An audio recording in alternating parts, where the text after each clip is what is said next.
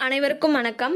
மீனம் ராசிக்காரர்களுக்கு இந்த தேதிக்குள் குறைகள் நிவர்த்தியாகி திருப்தியான வாரமாக அமையும். மீனம் ராசிக்காரர்களுக்கு இந்த வாரம் எப்படி இருக்கும், அவங்க எந்த விஷயத்துல கவனமா இருக்கணும், மீனம் ராசிக்காரங்க இந்த வாரம் செய்ய வேண்டிய பரிகாரங்கள் என்னென்ன அப்படின்றதையும் பார்க்கலாம். சுக்கிரன் ராசியில் உச்சம் பெற்றிருக்கிறார். அஷ்டமாதிபதி உச்சம் பெறுவது நற்பலன்களை வழங்காது.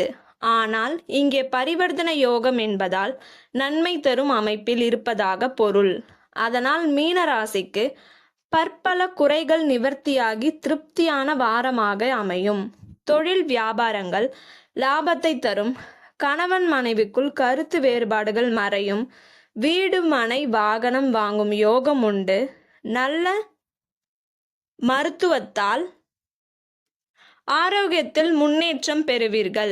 பெண்களுக்கு நல்ல முன்னேற்றமும் மரியாதையும் கிடைக்கும். இந்த வாரம் மீனராசிக்காரங்க எந்த விஷயத்துல கவனமா இருக்கணும் அப்படின்றத பார்க்கலாம். ராசிக்குள் ராகு இருப்பதால் உடல் நலம் குறித்த கவனமின்மை சிக்கலை உருவாக்கும். தேவையில்லாமல் கடன் வாங்கி செலவு செய்ய வேண்டாம். பிறர் விவகாரங்களில் தலையிட வேண்டாம்.